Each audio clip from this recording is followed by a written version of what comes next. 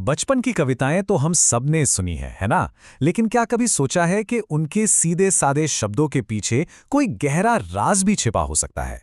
आज हम एक ऐसी ही कविता की परतें खोलेंगे और देखेंगे कि एक मामूली सी धुन में कितनी हैरान करने वाली ताकत छिपी हो सकती है। तो आज हमारे इस पूरे विश्लेषण के सेंटर में है ये एक लाइन। आहा, टमाटर बड़े मजेदार। ये वो धुन है जो इतनी कैची है कि बच्चों की जुबान पर तुरंत चढ़ जाती है। सुनने में तो बिल्कुल सिंपल और मजेदार लगता है ना? लेकिन इस खुशनुमा धुन के पर्दे के पीछे कुछ बहुत ही अजीब चल रहा है। ये गाना सिर्फ टमाटरों के बारे में नहीं है। नहीं, ये तो एक ऐसी दुनिया का दरवाजा खोलता है जो पूरी तरह से उल्टी पुल्टी और अजीब है। तो आइए इस स्वादिष्ट धुन में थोड़ा और गहरा उतरते हैं। हम सबसे पहले उन शुरुआती लाइंस पर ध्यान देंगे जहां से हमें पहली बार लगता है कि भाई यहां कुछ तो गड़बड़ है। पहली ही लाइन में हमें एक बड़ा सुराग मिलता है। एक दिन एक चूहे ने टमाटर खाया और फिर बिल्ली को भी मार भगाया। एक मिनट, क्या? यहां तो शिकारी और शिकार का पूरा खेल ही पलट गया है। ये पहला सिग्नल है कि इस दुनिया में नॉर्मल नियम कानून लागू नहीं होते। मतलब एक चूहा बिल्ली के पीछे भाग रहा है, एक चींटी हाथी को डरा रही है। आखिर यहां हो क्या रहा है? ये कविता असल में एक पहेली की तरह है और इसकी हर लाइन उस पहेली को सुलझाने का एक नया इशारा है। पर मजे की बात पता है क्या है? इस कविता में जो भी उथल पुथल दिख रही है ना, वो रैंडम नहीं है। ये सब कुछ एक बहुत ही साफ और बार बार दोहराए जाने वाले फॉर्मूले पर टिका हुआ है। इसके पीछे एक पैटर्न है। हर एक छंद एक सिंपल से 3 स्टेप वाले फॉर्मूले को फॉलो करता है और यही पैटर्न इस पूरे गाने के स्ट्रक्चर और इसके छुपे हुए मैसेज को समझने की चाबी है। एक बार ये पैटर्न पकड़ में आ गया तो फिर सब कुछ साफ हो जाता है। तो ये रहा वो फॉर्मूला। देखिए कितना सिंपल है। स्टेप 1, एक कैरेक्टर आता है जो खाने वाला है। स्टेप 2, वो टमाटर खाता है। और स्टेप 3, वो अपने से कहीं ज्यादा ताकतवर दुश्मन को भगा देता है। हर छंद में बस यही 3 स्टेप्स बार बार दोहराए जाते हैं। अच्छा, अब जब हमें ये फॉर्मूला पता चल गया है तो चलिए उन किरदारों पर नजर डालते हैं जो इसे इस्तेमाल करके कहानी के हीरो बन जाते हैं।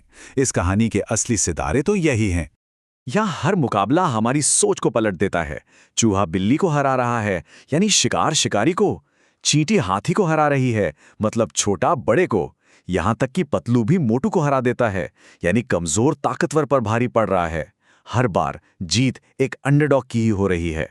और इन सब में सबसे कमाल का, सबसे एक्सट्रीम केस तो चींटी और हाथी का है। जरा सोचिए, कहानी का सबसे छोटा कैरेक्टर सबसे बड़े दुश्मन का सामना कर रहा है। ये इस कविता का जो मेन आइडिया है ना, उसे एकदम जोरदार तरीके से हमारे सामने रखता है कि कैसे सबसे बड़ा अंडरडॉग भी सबसे बड़ी चुनौती जीत सकता है। तो अब हम उस पॉइंट पे आ गए हैं जहां सारी कड़ियां जुड़ जाएंगी। आइए अब बात करते हैं सुपर टमाटर थ्योरी की और समझते हैं कि इस पूरी कहानी में टमाटर का असली रोल क्या है। तो सबसे जरूरी बात यह है, हर जीत में जो कॉमन चीज है वो हीरो नहीं है, वो है टमाटर। चूहा, चींटी, बंदर, पतलू ये सब खुद से नहीं जीतते, वो टमाटर खाने के बाद जीतते हैं। मतलब टमाटर ही वो मैजिकल चीज है जो इस पूरी उथल पुथल और ताकत का सोर्स है। हमने इस कॉन्सेप्ट को एक नाम दिया है, सुपर टमाटर इफेक्ट। ये एक ऐसा नियम है कि जहां टमाटर खाने से हीरो को एक जबरदस्त शक्ति मिलती है जिससे वो अपने से कहीं ज्यादा मजबूत दुश्मन पर भी काबू पा सकता है। ये इस कविता का छिपा हुआ सीक्रेट रूल है। तो असल में हर एक छंद एम्पावरमेंट यानी सशक्तिकरण पर एक छोटी सी कहानी है। ये बच्चों को एक बहुत ही सिंपल और मजेदार तरीके से ये बताने का तरीका है कि सही टूल या सही पावर के साथ कोई भी किसी भी चुनौती को पार कर सकता है। और ये स्ट्रक्चर इतना असरदार क्यों है?